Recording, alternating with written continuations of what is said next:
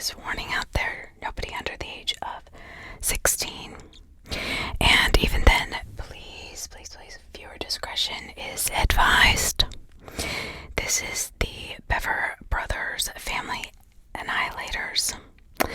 Now, these two brothers were part of a very, very large family. There was 7 children total, and 2 parents. So that's 9 people in this family. And the thing is, this is a truly stupid and horrible case. It should never have happened. It really defies all human evolution thought process, in my opinion. It's also considered the Broken Arrow killings because on July 22nd, 2015, in Broken Arrow, Oklahoma, these two family members just decided that they were going to destroy a perfectly fine family. Now, I'm not saying the family didn't have their issues. They did. The family, they did homeschool their children, all 7 of them, and the mother and father were quite, even from the very beginning, were quite interesting. They actually met when she was 15 and he was 25, so right there you can tell that there's a big difference in age there. But her parents approved it, and they got married and started having a family. Now, the 2 oldest brothers is basically what this story is about, and I'm going to bring to light some interesting things that I have not heard before. So,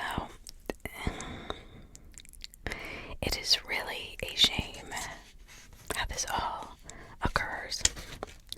Now, the family is homeschooled, and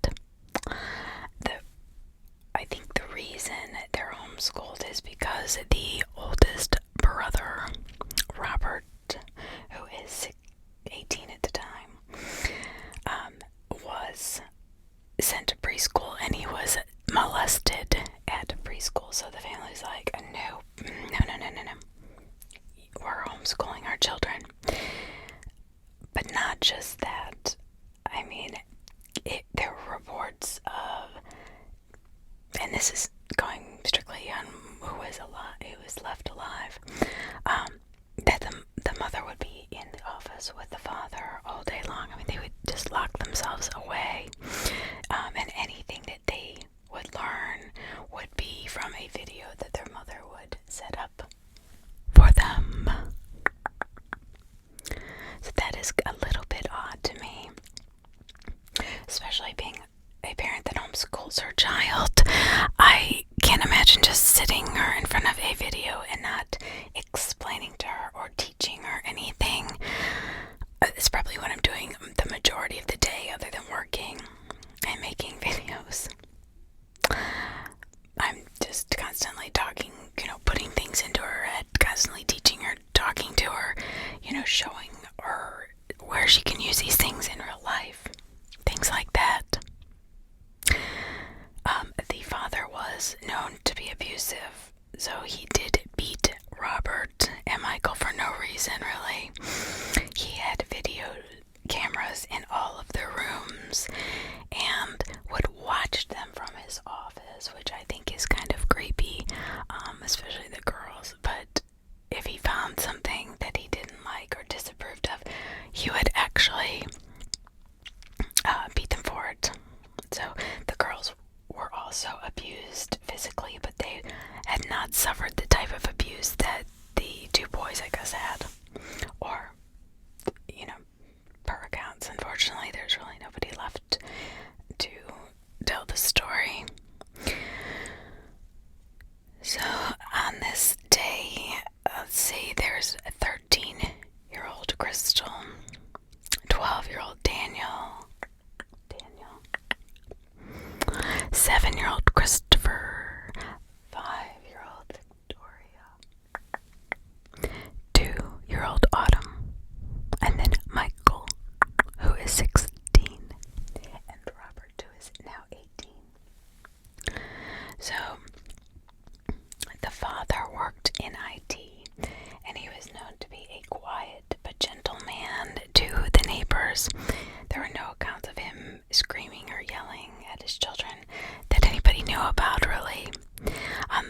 obviously stayed home with the children. She was a big Reddit poster. She would go onto Reddit and she would post about her life and how wonderful her life was. Well, something was going on in this family that was not okay. And we're going to learn about that in a minute.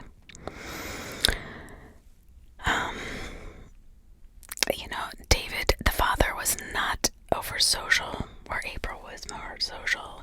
She would post on Reddit. I don't know if she posted on Reddit to keep, even in her own mind, it doesn't necessarily have to be for other people, but she had kind of painted this portrait of this wonderful family and this loving family that was gonna prove to be completely opposite.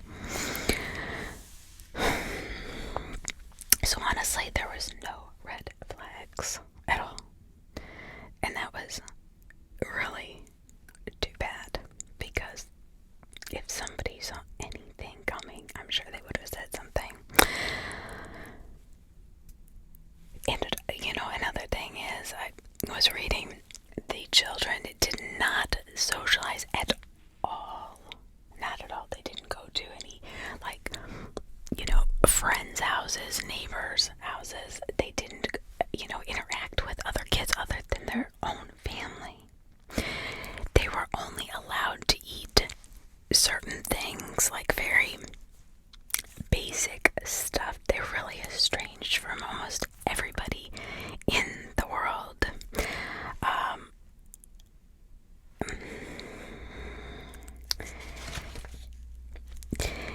They were only allowed to eat ramen noodles and peanut butter and jelly sandwiches. Now the mother ate TV dinners, and the dad had chicken, fried chicken, olives, chips, which he would keep hidden or way away from the children, which I think is kind of, it's like taunting them or, keeping them from enjoying food. I don't know why they were, ramen noodles. I understand it's a big family, they have to save, but why would the father be able to kind of indulge in the mother? I don't know if she was indulging on TV dinners, but, the kids had to be forced to eat peanut butter and jelly sandwiches and noodles, ramen noodles. And I know ramen noodles are really expensive, and most kids love them. Honestly, I love when I was in college. Even now, I love ramen noodles. I'm not gonna lie. So, between the security cameras and the abuse, even if it wasn't as bad as, they made it seem, apparently, the isolation, I honestly think, is what made the kids look for something exciting. These boys, these older boys, something different.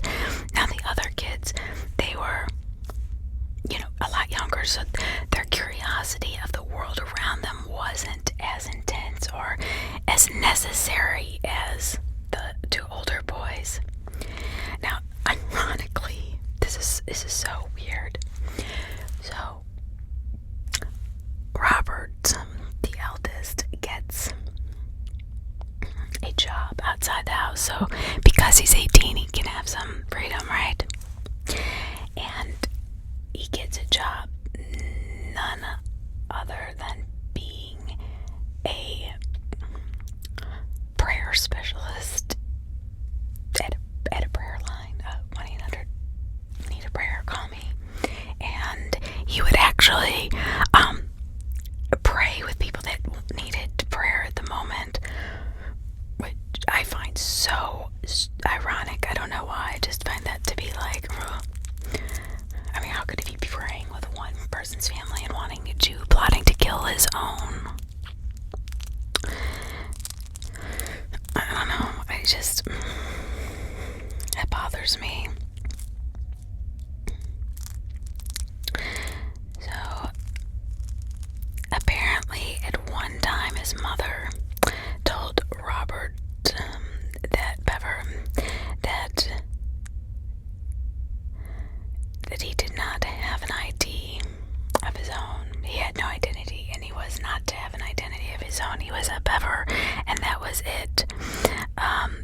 So he would classify himself as Robert Bever character. He had created a character because he didn't have any friends. He didn't have any of that social interaction that kids really, really need. Whether it's even online with other kids, they need that if they're going to be homeschooled and constantly be kept inside. So he developed this character, this persona of Robert Bever character, and it was the cold-blooded, ruthless brothers.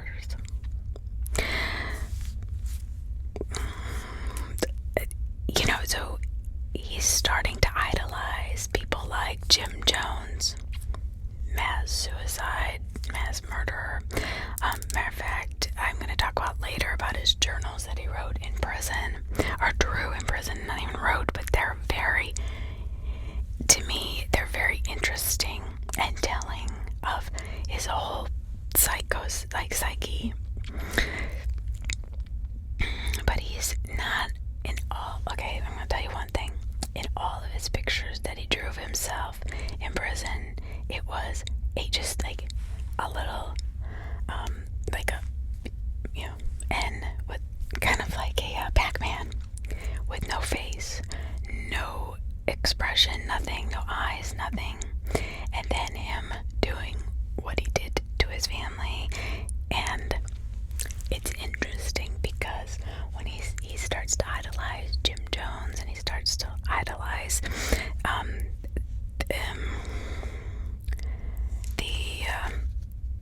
Columbine, he loves them, and just a couple other people. The one that shot up in Colorado, that shot up the movie theater, Jim something, I can't remember. And this is all going to his, when he's in prison, mushroom cloud forest fire. It was a shark eating his ship. But everybody that was a mass murderer was his hero, as he would boldly print. And then in some of the journal parts, and like I said, we'll go over this again, it was like, Hail Satan, White Power, James Holmes, my hero. And he has James Holmes with a face, and Jim Jones with a face shooting people, but never put a face on him or his brother, which is very, very interesting. So he gets his job. Robert, the oldest, who's 18, gets his job, and he also has a YouTube channel. And on this YouTube channel, he doesn't talk about anything grisly or gruesome or serial, nothing to that sort. Matter of fact, again, it's kind of like his mom. He talks about his, like skits, and about his hairdo, what he's gonna do for the day. He never mentions serial killers, Columbine killers, nothing, or the theater shootings. Nothing. I mean, he's got this YouTube channel that he could really get to a lot of people with, right? Talking about all these murders, but he doesn't. In his mind, he talks freely, though, with his family, how he loves these serial killers and these mass murderers. And so he'll walk out into the family and be like, yeah, I love Jim Jones, and I love, white, supremacy, or, Hail Hitler, or, he would just say these weird off-the-wall things, oh, I love, the guy who shot up, the movie theater, and, oh, look at this, I want to chop your head off. Both the boys had this strange obsession, I believe, it doesn't say it, but just from the drawings and just from what they wanted to do to their family, I think they had a huge obsession with dismemberment and beheading. I don't know where that came from. Maybe some of the videos that their mom was having them watch led to other things. I don't know. You never know. When you just let your kids go and you don't really, watch over them, they can kind of wander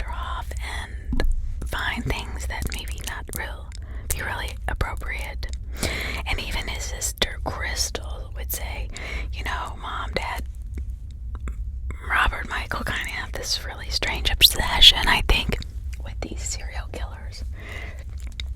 And they just blew it off.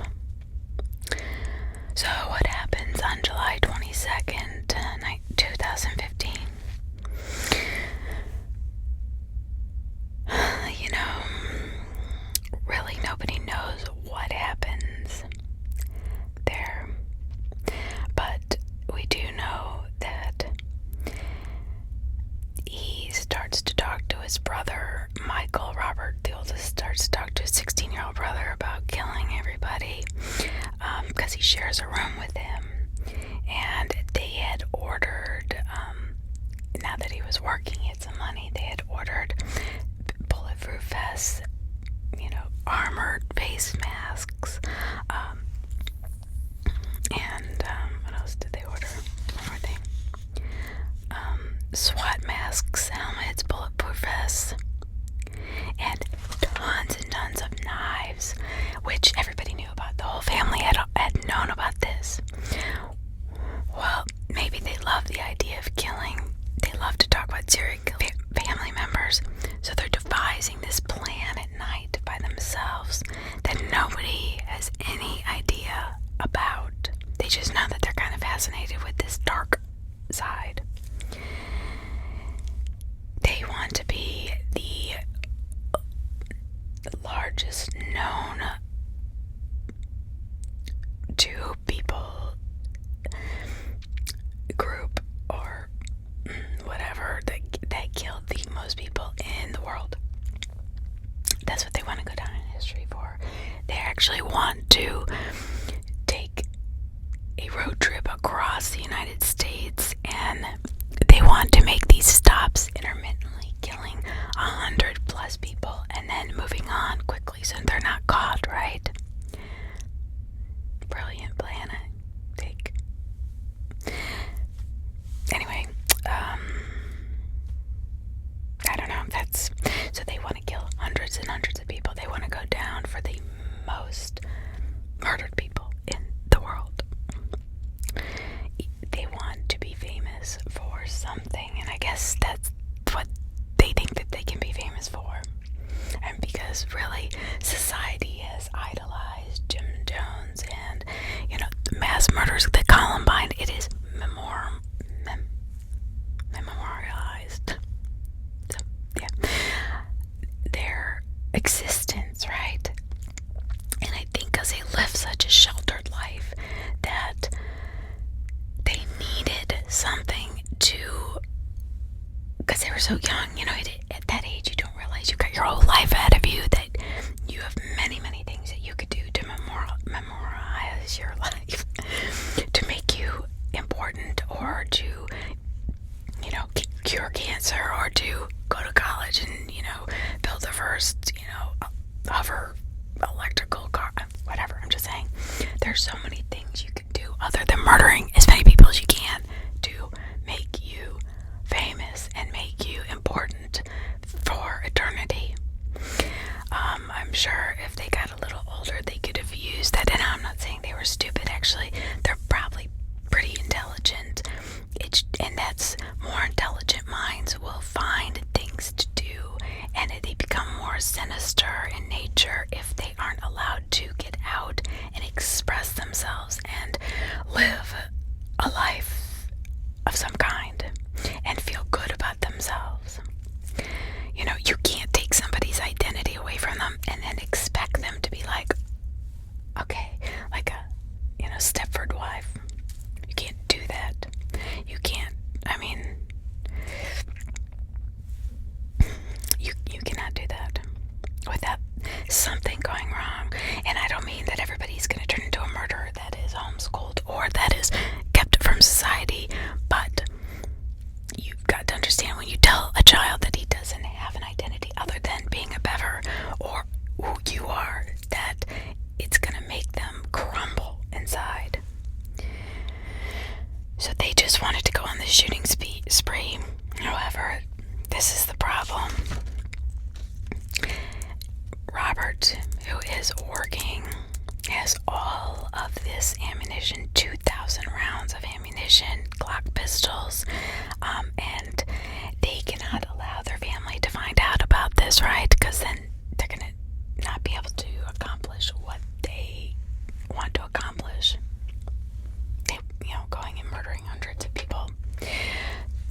That sounds like so much fun. I don't know if I can stand it. I need some lip gloss because I'm so excited. I don't know. That to me, there's just so many other things you could do with your life. Like go save the trees. Go save the sequoias. I don't know. Go save the whales, the seals, the earth, the ocean. Clean up plastic bottles. I don't know. Become a part of, 4Ocean. I don't know. Whatever. I mean, there's just so many things I could think of just off the top of my head sitting here that is so much more impressive than murdering a bunch of people. So this is their brilliant plan. The day their shipment actually is supposed to arrive July 23rd, 2015. And they figure, okay, well, we can tell our parents, right? And our other family members are going to get in the way. So what we're going to do is we're going to kill them all. Then we're going to dismember them. Then we are going to put them in plastic bins and put them in the attic. Definitely a foolproof plan, right? So what happens is they have all of their masks and their helmets, their SWAT masks, their helmets, their bulletproof vests, everything laid out on their bed with all of the knives and, kind of getting ready to kill their family before their big shipment comes in so they can go on their killing spree across the United States. So, already in their, bedrooms talking about this, and they're saying they're going to take the family car, and they're going to become famous, and we're going to be not only do they want to become famous, but they wanted to be a Wikipedia page. They wanted national media coverage, possibly international. I don't know. There was 2 recordings they made. They actually made 2 intentional recordings. One of the killings, which was very morbid, bloody, and shocking, they were going to give it to the police. The second one was not so morbid. It was more of a discussion on why they did it, kind of a crime, pictures of the crime scene and their whole, I guess, explanation. I don't know. But they want to post that on YouTube. Now, I don't know about you, but I can hardly say anything halfway. I have to be all of us YouTubers have to be very careful what we say. So I don't know how they thought that was going to make them famous, because I'm sure YouTube would take it down immediately or call the police. I'm sure they take it down immediately and then call the police, or vice versa, whatever. I mean, YouTube's not stupid. I mean, these kids they're pretty much out of their mind, and I can see why, because they don't have that outside influence of friends. That's why I say in my other videos, like, if there's 5 people and you are all from different families, and you've got some people going, this isn't such a great idea, guys, you would think that somebody would say, we're all going to prison, get the hell out of here, But I can see how these 2 isolated kids actually allowed it to happen, because they came from the same household with the same thought process. There was no other outside influence telling them that this isn't such a great idea, okay? So at 11:30 on the 22nd of July 2015, they were putting on their armor, spreading out their knives all over the beds, and guess who walks in? Nonetheless, then Crystal, their 13-year-old sister. So she wasn't really shocked. She knew that they were into this. She knew about the knives. She knew about the armor. It was no big deal. Well, Robert actually looks at Michael, and Michael says to Robert,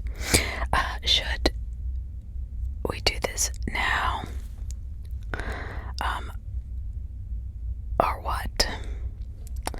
So they do what now? Crystal's thinking, and Crystal says, "What do you mean?" And Robert says,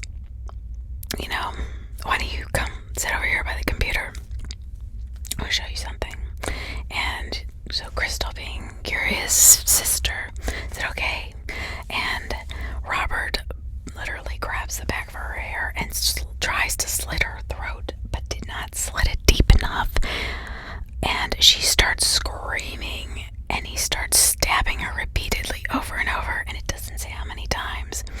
But then she gets away somehow and starts running. She runs outside and collapses, and she's got her entrails coming out, organs coming out of her body, and because they had stabbed her so viciously.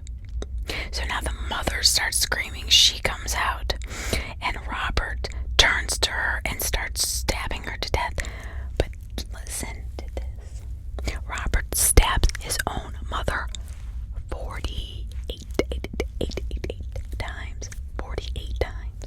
48.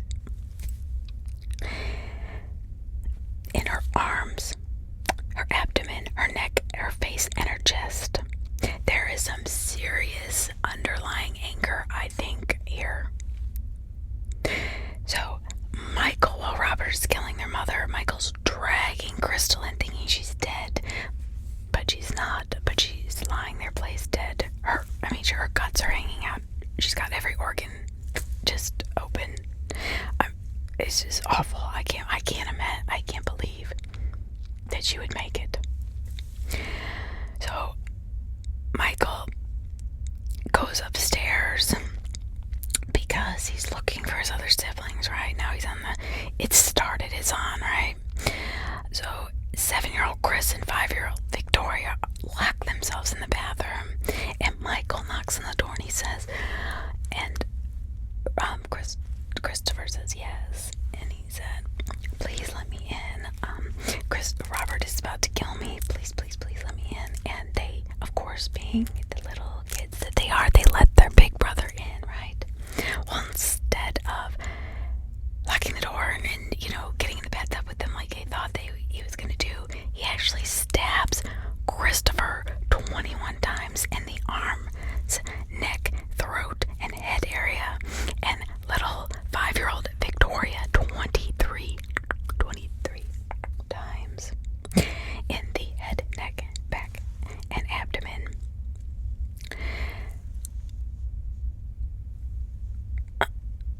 They're 5 and 7 people. What? If anything, they would just, I don't know. I'm speechless there at this point. So now they're dead. So the 48-year-old, let me double check. I think the mother is now, how old is she? They're older now. Obviously, they're not still. Okay, so April's 42 and David's 52. So April 42 is dead, the mother. Crystal is thought to be dead. She's the 13-year-old sister. The 7 and 5-year-old Christopher, the 7-year-old, and Victoria, the 5-year-old, are both dead.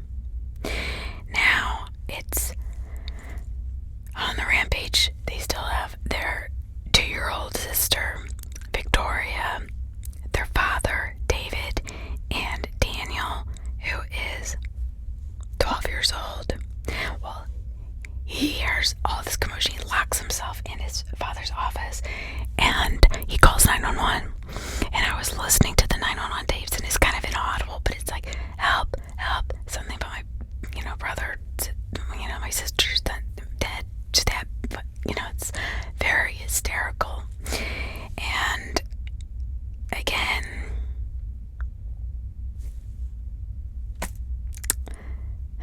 this bothers me.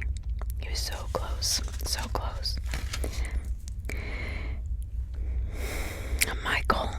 Michael must have been the one to be trusted, because Michael again says,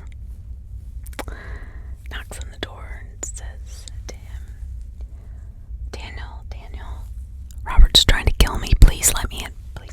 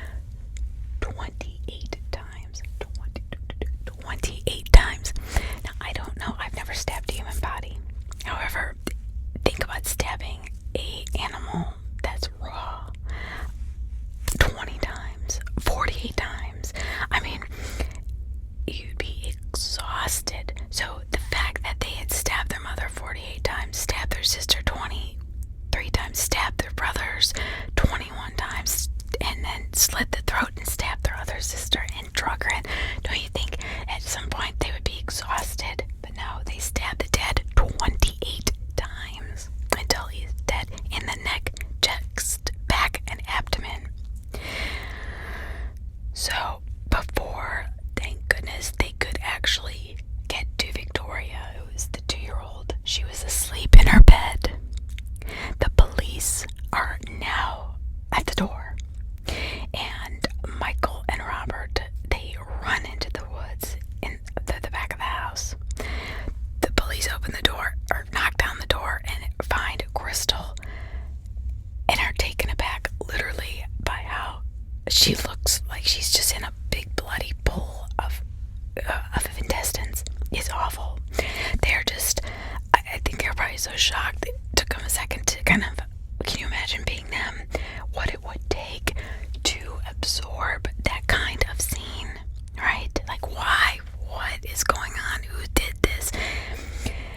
Now, they do know that from the phone call it is the brothers, but is it? I mean, I'm sure the police are like, okay, oh my God, why would the brothers be doing this to their family? So they run out, they're in the backwoods. Crystal's lying there in a bloody mess. She somehow survives the stabbing and slitting of her throat, being dragged back into the house. I don't know how, but she does. Her organs are everywhere. I just can't believe this.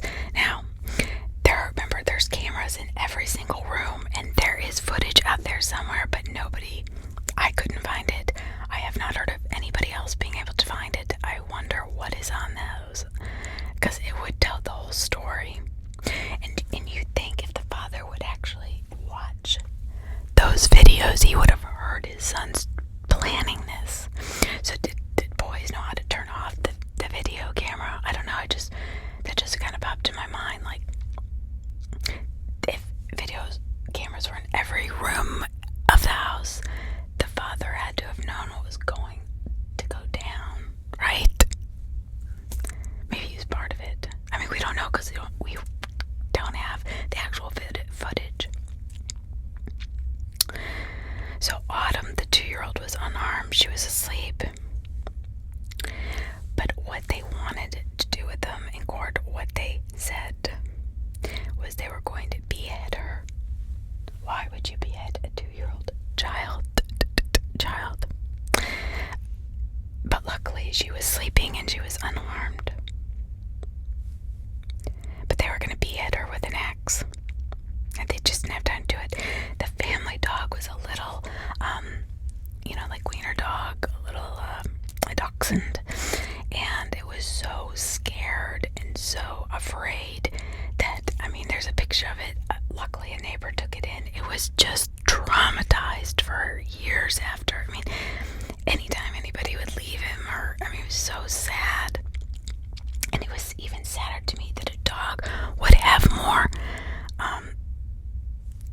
ability to care about the family than these 2 children did. But I have 3 dogs, so I can see that. My dog would just be sitting on my body, trying to help me. Thank God for this neighbor. So they're out into the woods now. The police start to look for them and realize that they need to get search dogs. So they grab a couple search dogs.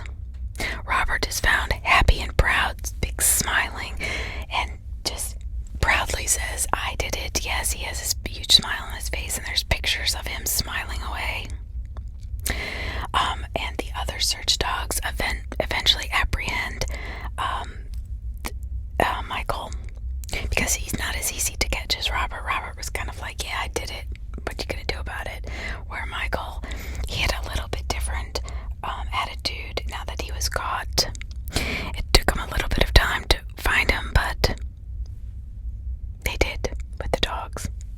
And he did say that he really had nothing to do with it. That it was his brother. He was scared of his brother, Robert.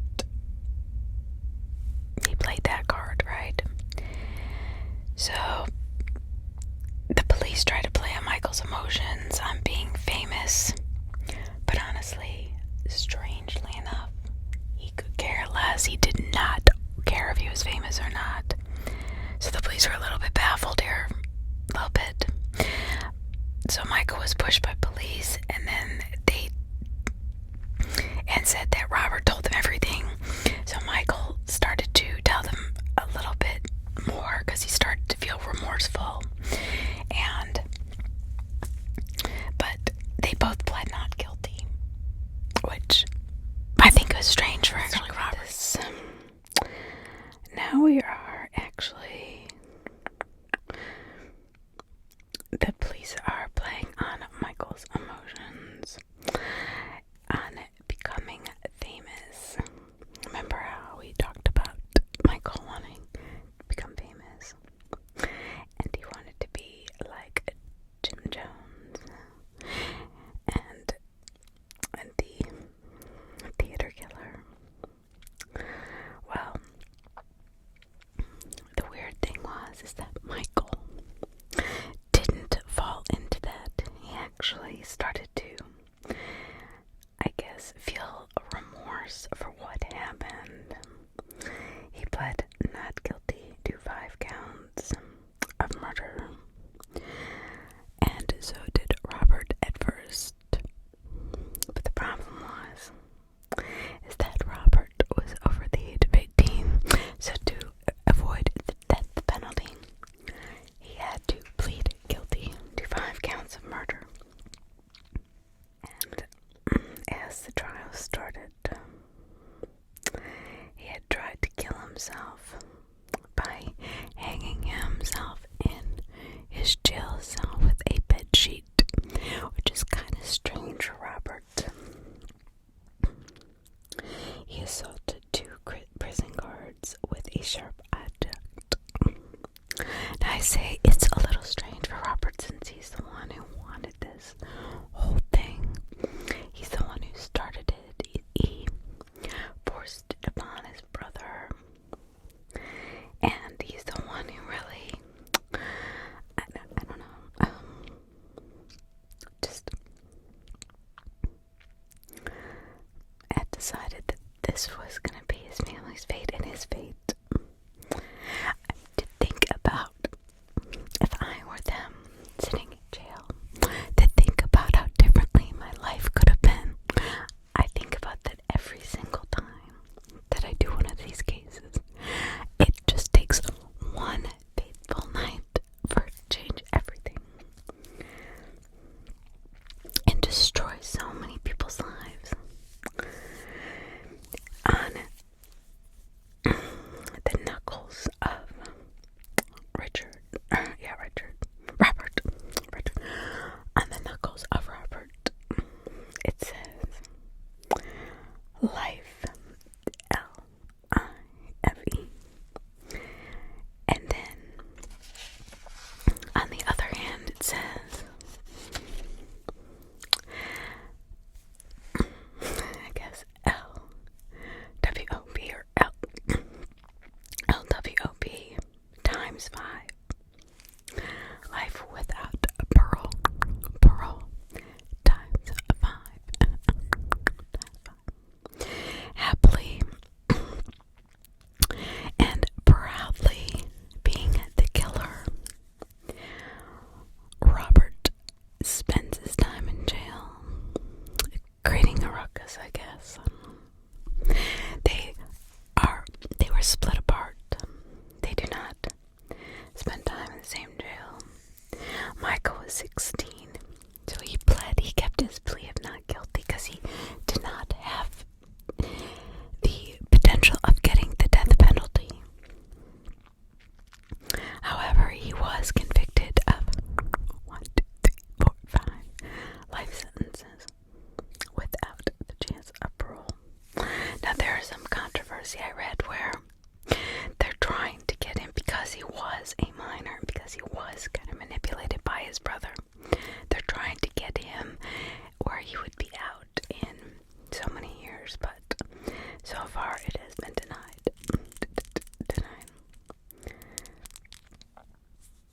So what happened to the rest of the living family? The daughter, Crystal, she and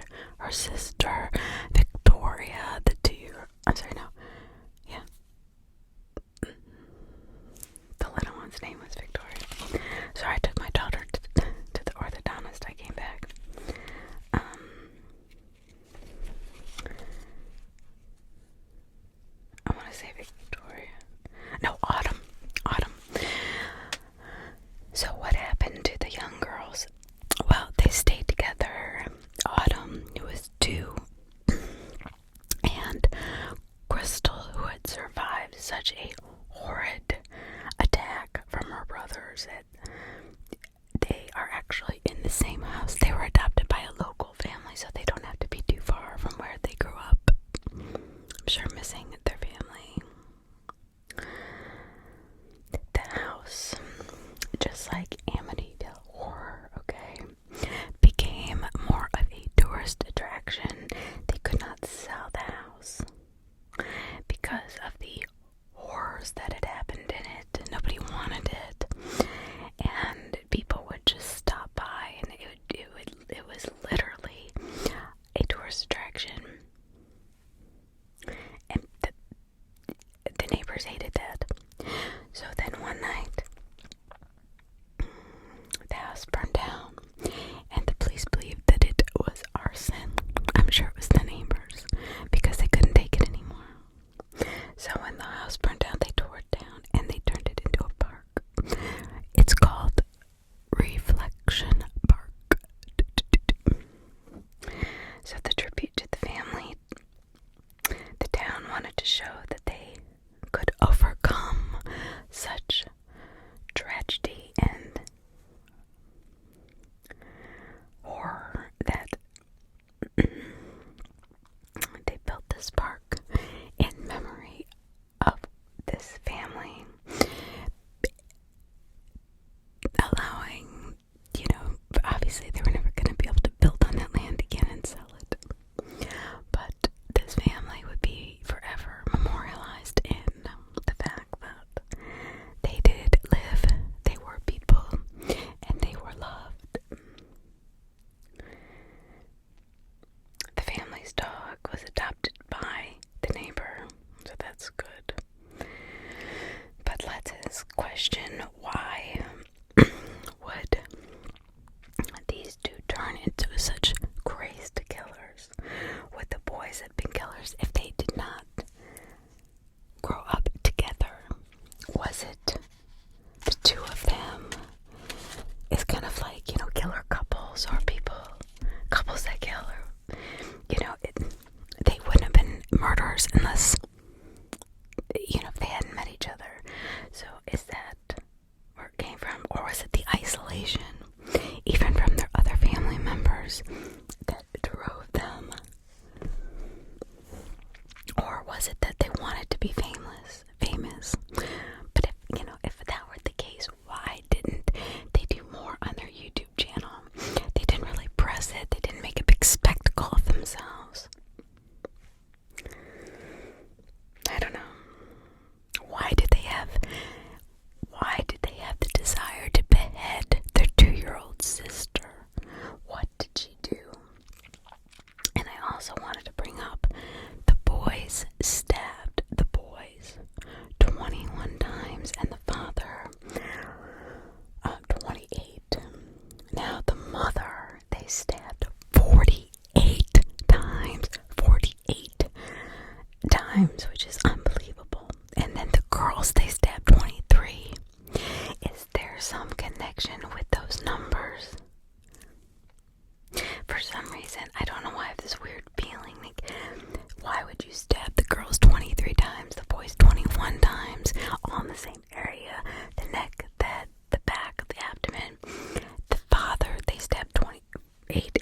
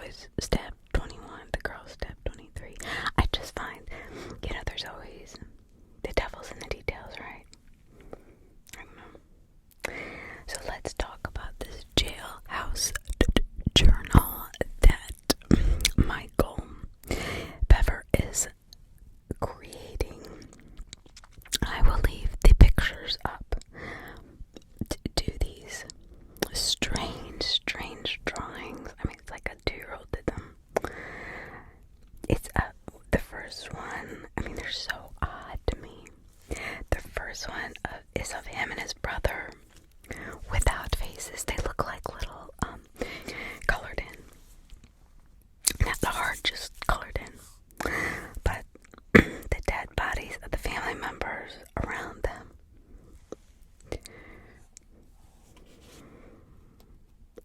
The 5 they killed. Not all of them, just the 5.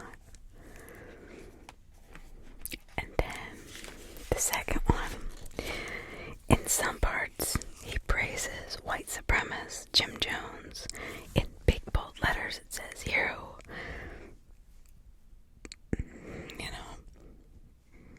Big letters. Jim Jones, hero, and all these bodies in front of Jim. However, Jim Jones has a face. He's got a smile on his face. He's got eyes. But the boys, he never gives him or his brother any faces at all.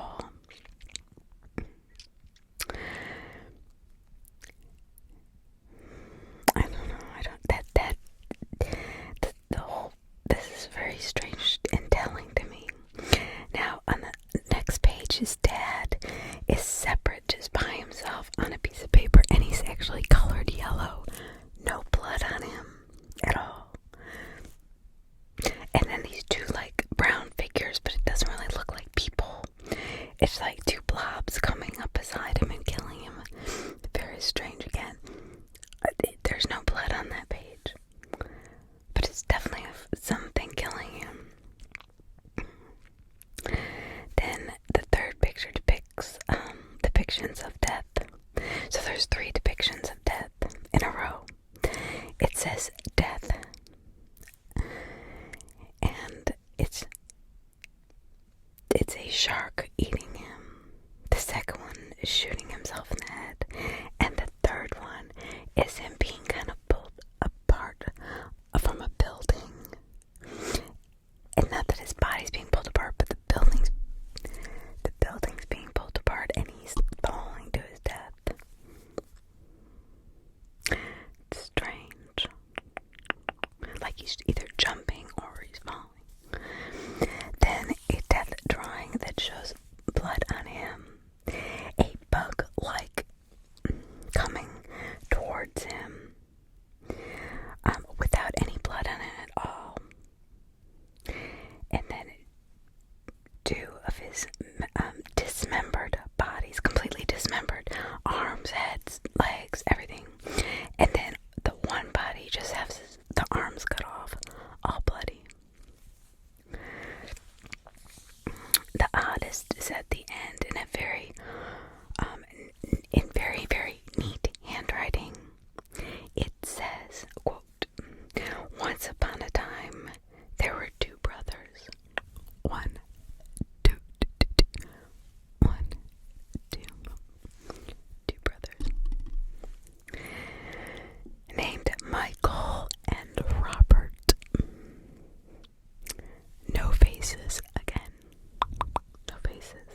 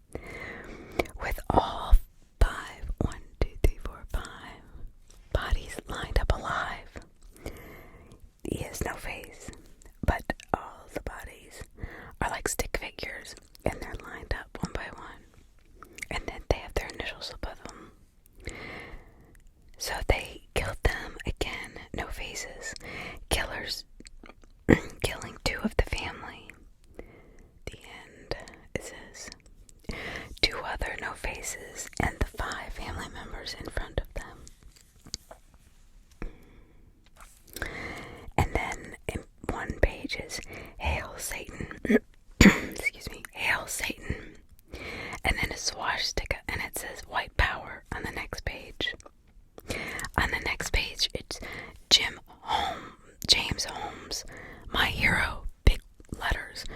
Again, one by one. I find that strange that he gives faces to everybody but him and his brother.